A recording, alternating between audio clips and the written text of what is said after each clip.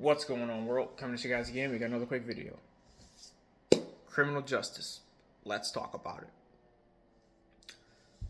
So, right now, in our society, we are tiptoeing forward with holding individuals accountable for their actions. And a recent conversation with my son made me really realize the faults in our application as a society when it comes to prosecution. Now, I've talked about this before, specifically on holding individuals accountable. So today we're going to talk about statute of limitations. Now, there are applications for statutes of limitations based off of whatever law in which an individual allegedly breaks. And depending on the severity of the law, the statute of limitations has the capacity to be extended to an unlimited format. Now, when we talk about America as a whole, America was founded off of the beliefs from the Bible. And the most egregious action in which I believe happened in the Bible was when Cain killed Abel. When Cain killed Abel, God did not sentence Cain to incarceration. He did not sentence Cain to die through execution. He confronted Cain for his action, and he exiled Cain for his action.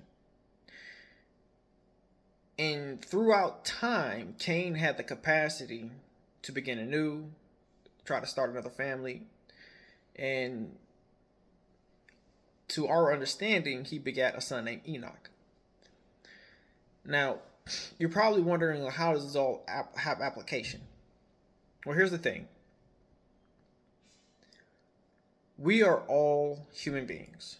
We are all capable of sin. We are all capable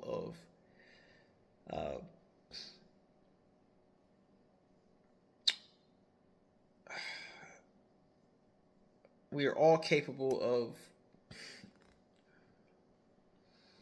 making mistakes, right?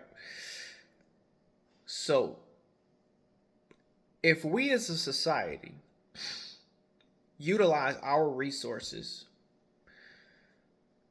through the criminal justice system to investigate and then prosecute an individual for a crime that happened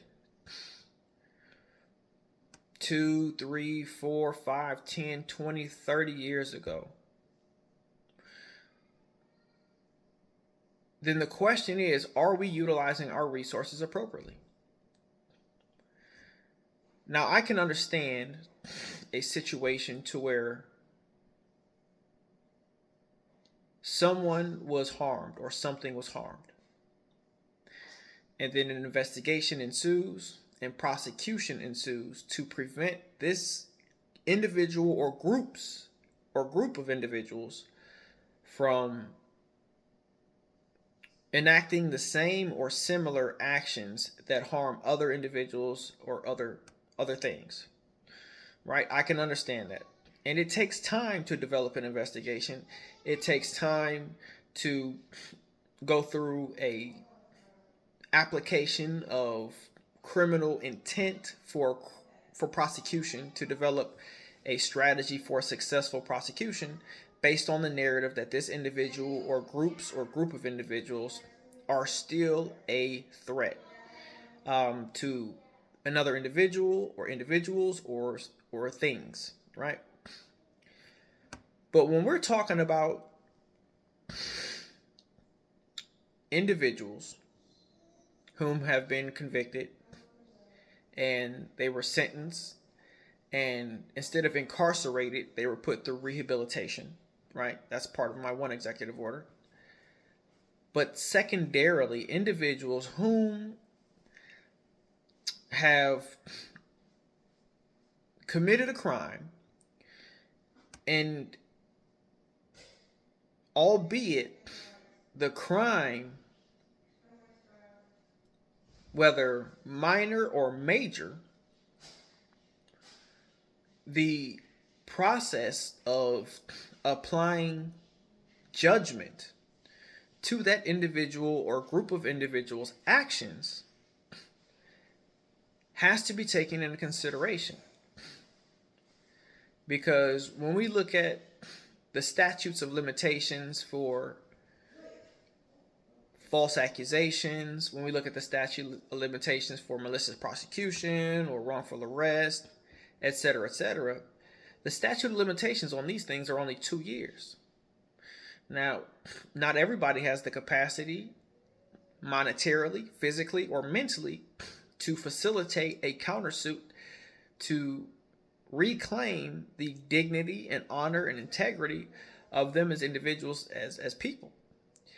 And since that is the case, and that's the consensus, we have to look at the actions of individuals, whether as an individual, as a group, or groups of individuals, to where the resources utilized to facilitate a prosecution to hold an individual responsible, while it is duly noted, the question is it always needed? Again, if Cain killed Abel, and God did not sentence Cain to incarceration, nor did he sentence him to death, he just sentenced him to exile, then how is it that from murder to below, we, as a modernized, civilized society, are sentencing individuals like the kid who burglarized 2 homes with his friends at 15 years old, was sentenced to 65 years in jail? You know, these are the notions in which has to be taken into consideration, because when you apply the application that we are a nation founded upon the beliefs and the teachings of the Bible, and that he without sin should cast the first stone, there is nobody on the planet Earth that is walking around that hasn't either made a mistake or committed a sin. That is an absolute fact, 100% certainty, right? At least not an adult. So the reality of the situation is the actions in which individuals have committed in comparison to where they are today, what they have done since that time, and what they are in the process of doing must be taken into consideration, because the premise of criminal justice is not only to hold an individual accountable, but it's also based upon the premise is to remove that individual, if necessary, from society, because that individual or group or groups of individuals are still a threat to society, whether to someone, or something. You know, again, it's like the conversation I have with my son. It's an individual whom has been wronged, whom has been harmed. If they go through their life constantly dwelling upon the action in which has vexed them, and they continuously dwell upon it, well, unfortunately, the amount of time in which they utilize to dwell upon said situation is time that they're losing from understanding their present situation and planning for their future, which actually harms the individual even more. You know, this is the truth of the nature of the human being. This is the truth of the nature of mankind. And I believe that it is time to make a change when it comes to how we approach incarceration and implement rehabilitation. It is time that we change the application for statutes of limitation for countersuits for violations of civil rights, constitutional rights.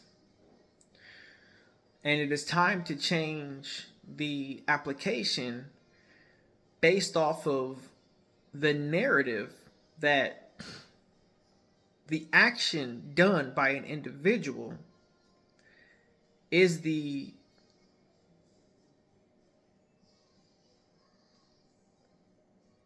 definition of their character and personality. We know that the brain doesn't fully develop until around 25 to 30 years of age. And depending on your level of intelligence, either you have the capacity to learn from personal experience, learn through another person's experience, or learn from someone who has told you of their experience of another person's experience, right? And based off of your actions then in comparison to now and where you plan on being in the future, well, these are considerations that must be taken into account when applying criminal justice for individuals based on the notion that accountability, responsibility, and safety must be addressed. It must be held to standard. So this will be my 13th executive order as president. The ability to hold the state or the federal government accountable for prosecutions that are unjust, immoral, done in bad faith, bad conduct, malicious conduct, negligence, etc., will no longer be 2 years. It will be based upon the notion that the individual who is one of the people, that they have the capacity to be compensated regardless of how long it takes. And when we apply prosecution in the criminal justice system against individuals or groups of individuals for crimes or actions of lawlessness in which have transpired and they are not relatively new, say within 2 years, well, that individual's or groups of individuals' situation must be taken into accountability, because as we have recognized that people are unfortunately flawed, and the fact that we live in a world that is run and fueled by immoral actions as well as sin, it is hypocritical to cast judgment on a human being in which we know for a fact is definitively flawed, and the punishment in which we facilitate for this individual or group or groups of individuals based on an action, and that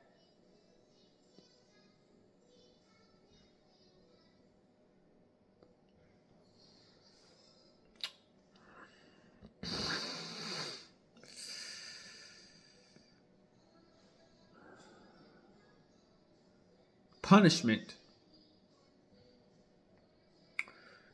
is exceptionally excessive, and it doesn't actually lead to teaching or correcting an action, but it only continues to put the public at risk. You know, for an individual that's 15 years old and he allegedly